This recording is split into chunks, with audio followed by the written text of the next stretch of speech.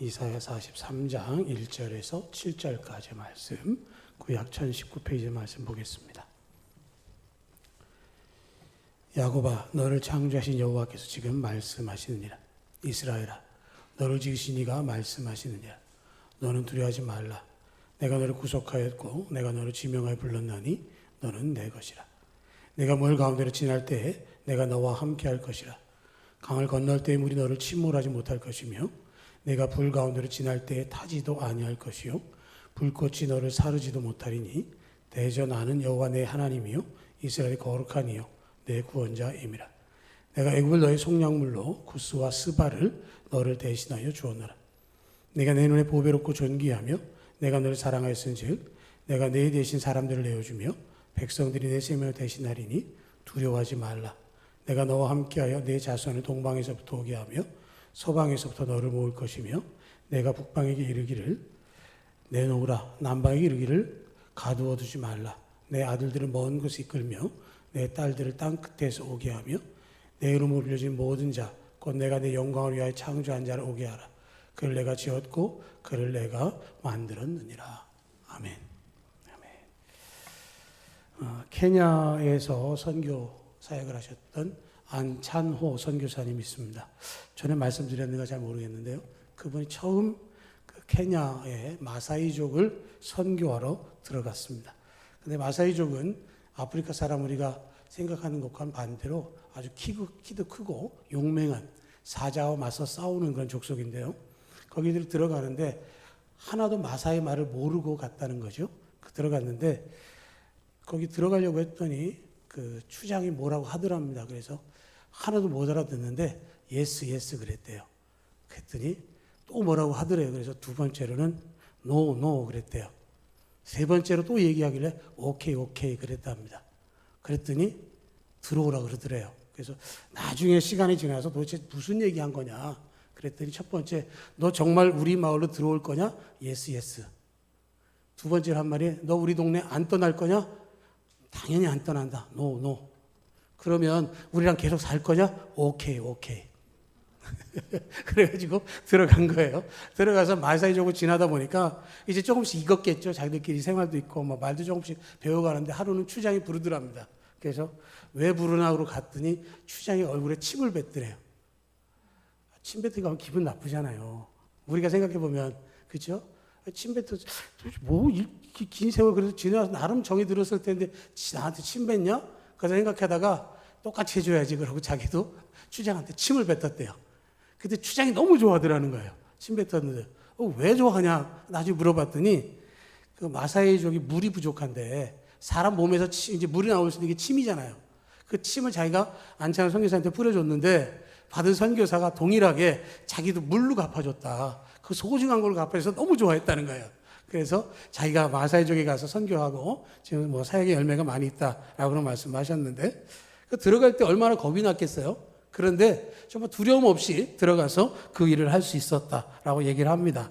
이 성경에는 두려워하지 말라 하는 말씀이 학자들이 연구해 보니까 366번 등장한답니다.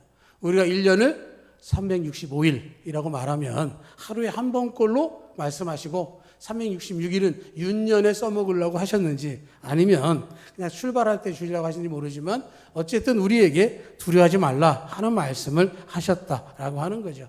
늘 사람들은 염려하고 두려워하고 걱정이 많습니다. 2024년을 지나면서 참 힘들었다라고 말하지만 2025년도 걱정거리가 남아있는 건 사실이죠. 정치적인 격변기를 지나고 경제적으로도 좀 어렵다고 하고 환율은 오르고 뭐 여러 가지 생각해 보면 참 어려운 일들이 많이 있다고 생각이 되어지지만 분명한 것은 하나님께서 두려워하지 말라 하는 말씀으로 우리에게 약속하신다라는 것입니다. 그래서 2025년은 두려움 없이 출발하였으면 참 좋겠습니다. 사람들은 두려워하지 마라, 내가 책임질게 뭐 이런 얘기를 많이 하죠. 보증 쓰지 뭐 이런 얘기도 합니다. 그런데 사람들이 그렇게 못하는 이유가 크게 세 가지가 있는데 하나는 사람은 변덕스럽기 때문에 그렇습니다. 뭐 좋을 때는 간쓸게 다 빼줄 것 같은데 좋지 못하게 되거나 사이가 틀어지면 하루아침에 배신하고 떠나는 게 사람이고요. 또 사람은 마음으로는 그렇게 해주고 싶지만 능력이 그렇게 되지 않습니다. 능력도 안 되고 힘도 안 돼요. 사람은 7, 80을 살면 잘 산다고 얘기하지 않습니까? 그러면 그 인생의 한계를 가지고 있기 때문에 내 능력을 할 수가 없어요. 내가 보증 쓴다 말한다 할지라도 내가 가진 물질의 한계가 있기 때문에 감당할 수 없는 일을 많이 겪는 것이죠. 예전에는 보증 쓴다 그래도 규모가 작았습니다. 근데 요즘은 규모 자체가 달라요. 우리가 생각하는 것 이상이기 때문에 그런 것이고요. 세 번째는 무엇보다도 그런 일들을 만나면 다른 누구보다도 자기 자신 두렵기 때문에 그렇다는 거죠. 그 배우 중에 이준혁이라는 배우가 있는데요. 이 배우는 그 공수 특전대 출신인데 비행기에서 낙하산을 몇 번 탔대요. 그런데 처음 낙하산을 타면 그 누구나 다름없이 하는 대사가 있답니다. 이제 비행기를 타고 올라가면 일정 고도에서 이제 그 양쪽으로 문을 열고 뛰어내려 그런다는 거예요. 그러면 그 모든 병사들 가운데 딱 그 첫 번째 하면 제가요? 그러고 묻는데요. 그래 너 그러면 지금요? 그래 지금. 여기요? 여기. 그러면 진짜요? 그런다는 거예요. 그러면 어떻게 하느냐? 발로 뻥 차서 첫 번째 낙하를 한다는 거예요. 그래서 한 번을 경험하면 그 다음에 괜찮은데 그 단계가 될 때까지 그런다는 거죠. 위기를 만나면 사람들은 다른 사람 얘기를 하면 괜찮다고 그러고 할 수 있다 그래요. 그런데 자기 일이 되면 그게 안 됩니다.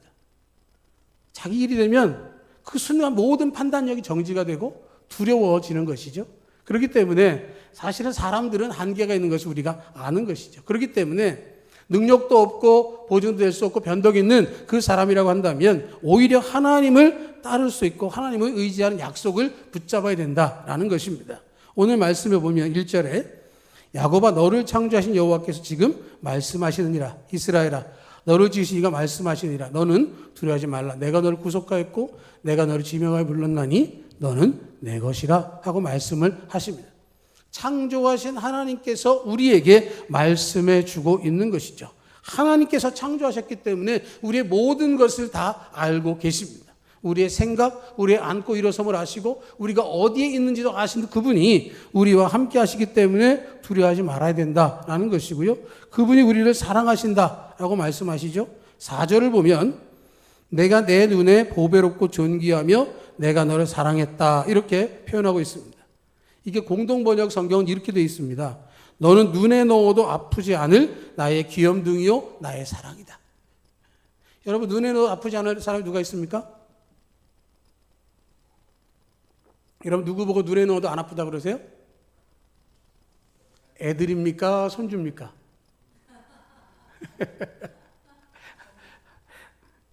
제가 그런 농담 한번 드렸죠. 아브라함이 오늘 아침에 얘기했나요? 아침에 이삭 얘기했는데 아브라함이 이삭을 바칠 수 있었던 이유는 아들이기 때문이다. 그런 얘기를 합니다. 그리고 이삭의 나이가 10대였기 때문이다.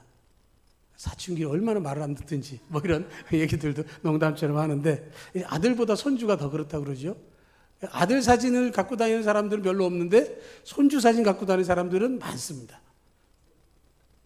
아마 그런 것 같아요. 하나님께서 우리를 보실 때 내 눈에 보비롭고 존귀하며 너를 사랑했는데 눈에 넣어도 아프지 않을 정도의 귀염둥이고 사랑하는 너는 라고 말씀을 하는 것이죠. 그러니까 하나님이 우리를 그만큼 사랑하신다라고 하는 것이고요. 그래서 그 하나님은 우리를 위해서 가지신 모든 것, 그 가운데 가장 소중히 여기시는 예수님을 우리에게 보내주신 것이죠. 그래서 이스라엘 백성들에서 말씀하기를 내가 구스와 애굽과 스바를 속량물로 주었다라고 말씀을 하십니다. 이스라엘 백성들을 위해서 다른 것들은 희생해도 괜찮을 정도로 소중히 여기셨다라고 말씀하신 것이고 하나밖에 없는 아들 예수님을 보내셔서 십자가를 지게 하심을 통해서 우리를 구원하기를 원하셨다는 것을 보여주고 있는 것이죠. 그러니까 그 하나님 우리를 향해서 두려워하지 말아라. 내가 너와 함께 하겠다라는 말씀은 우리에게 주신 약속의 말씀이고 희망의 말씀이 되어지는 것이죠. 이 세상에 누구도 나를 도울 수 없다라고 판단할다 할지라도 너는 내 것이라고 부르시는 하나님의 음성이 여러분들의 음성이 되기를 축복합니다. 2025년을 우리가 출발하면서 여러 가지 생각들 속에서 하나님의 음성을 듣고 붙들고 나아가는 것이죠. 이 43장의 말씀은 이스라엘 백성들이 바벨론에서 해방돼서 돌아올 것에 대한 약속의 말씀입니다. 그들의 고통스러운 포로 생활이 끝나고 그들은 고국으로 돌아가게 될 것이고 돌아가는 과정 속에도 하나님께서 지켜주시겠다는 말씀을 합니다. 이사야서는 총 66장으로 이루어져 있고요. 학자들 가운데는 이 66장을 신구약 성경으로 해석하는 사람들이 있습니다. 39장까지 구약, 40장부터 66장까지 신약 이렇게 해석을 하는데 40장이면 복음의 시작이죠. 하나님께서 그들을 구원하시겠다라고 한 복음이 들려지는 것처럼 그 약속의 말씀이 40장에서부터 출발이 되어지는 것이죠. 그래서 하나님 부르신 그들을 향해서 말씀하시기를 너는 내 것이다. 바벨론 포로 중에 있습니다. 고통 중에 있어요. 본토와 친척과 아비의 집을 자원해서 떠난 게 아니라 강제로 끌려갔고요. 그들의 본토에는 비류들, 가난하고 천한 사람만 남겨두고 귀족과 지혜로운 사람들을 다 이끌어가서 바벨론 포로로 삼았습니다. 절망적인 상황 속에서 그들에게는 희망이 없는 것 같은데 희망의 말씀을 주시는 거예요. 내가 너를 지명하여 불렀다라고 말씀을 하고 있는 것이죠. 그들의 가치가 지금은 포로지만 포로로 끝나는 게 아니라 내가 너를 나의 자녀로 불렀기 때문에 너는 내 것이고 그렇게 사는 것이 영원하지 않을 것이다 라는 말씀을 하고 있는 것이죠.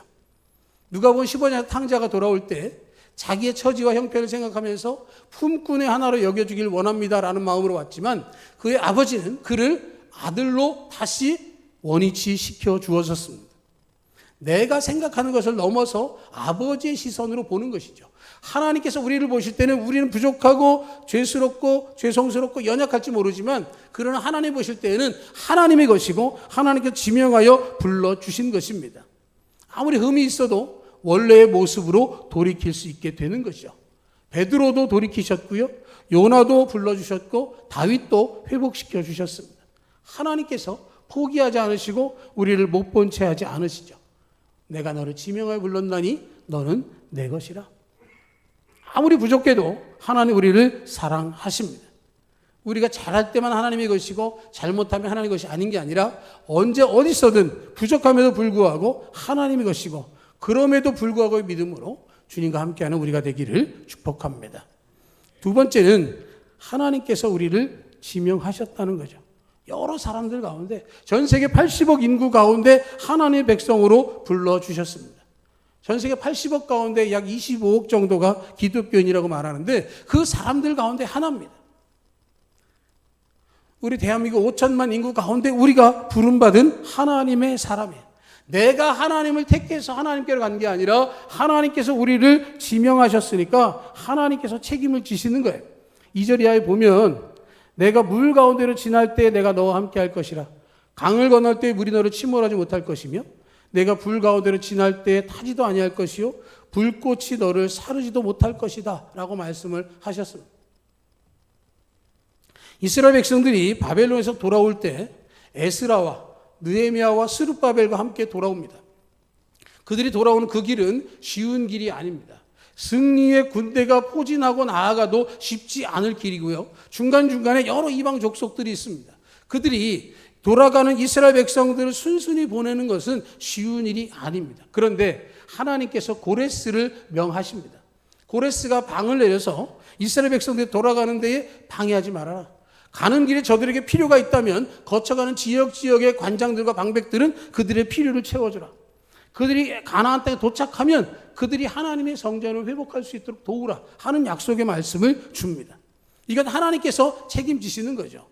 물을 만나든지 불을 만나든지 하나님께서 그들을 안전하도록 책임져 주시겠다고 말씀을 하고 있는 것이죠. 우리의 인생 가운데도 그럴 수 있다는 겁니다. 너희가 세상에 환난을 당하나 담대하라. 내가 세상을 이겼노라. 주님께서 말씀하신 이유는 우리가 그것을 당하지 않을 거다가 아니라는 것이죠. 우리에게 그런 도전이 없을 거라는 말씀을 하지 않습니다.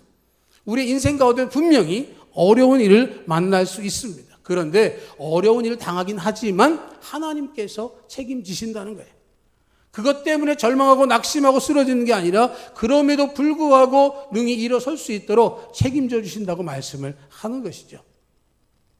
리빙스턴이 아프리카에서 선교를 하면서 큰 위기를 만났습니다. 열심히 개척하고 열심히 복음을 전하고 또 추장들과 그들을 위해서 필요를 채워가고 있었는데 한 원주민 추장이 자신의 영지는 통과할 수 없다라고 하는 것을 제시했습니다. 또 그 옆에 그를 방해하기 위한 세력들이 선동을 해서 원주민들 가운데에는 아주 그 살심들이 팽배하게 일어났습니다. 그 위기를 만났을 때 리빙스턴이 하나님 말씀 앞에 엎드렸습니다. 그리고 1856년 1월 14일 그의 일기에는 이렇게 써 있습니다. 이 지역을 위해 복지를 위해서 세운 나의 계획이 내일이면 원주민들 때문에 무너지고 말 것 같아서 심한 혼란과 두려움이 느껴진다. 예수님께서는 하늘과 땅의 모든 권세를 내게 주셨으니 그러므로 너희는 가서 모든 족속에 가르치라. 보라, 내가 세상 끝날까지 항상 함께 할 것이라고 하셨다. 이것은 가장 위대하고 신성한 영광을 지닌 하나님의 약속이며 두려움을 없애는 것이다. 나는 오늘 밤 몰래 떠나지 않을 것이다. 계획한 대로 진행하고 이곳의 위치를 알아볼 것이고 이 순간 하나님께서 나에게 평안을 주신다. 하나님 감사합니다. 그리고 그 일기를 마무리했습니다. 그리고 그가 아프리카에서 선교하는 동안에 수많은 방해들이 있었고요. 회방들이 있었습니다. 그럼에도 불구하고 그 모든 위험 가운데 하나님께서 그를 지켜주셨습니다. 리빙스턴은 너는 내 것이라 하고 불러주신 그 말씀 앞에 항상 하나님과 함께 동행했고 위기를 이겨냈습니다. 리빙스턴을 지키듯이 골리앗 앞에 선 다윗을 지키듯이 이스라엘 백성을 지키신 하나님께서 우리와 함께 하시면서 두려워하지 말라. 너는 내 것이라. 내가 너를 지명하여 불렀나니 너는 내 것이라. 내가 너를 내 눈에 넣어도 아프지 않을 정도로 사랑한다라고 말씀하시면서 2025년을 함께 하자고 말씀하십니다. 하나님 음성 앞에 두려움 없이 하나님 따르는 믿음으로 주눅들지 않고 담대하게 믿음의 열매를 풍성히 맺어갈 수 있는 우리 모두 될 수 있기를 주님의 이름으로 축복합니다.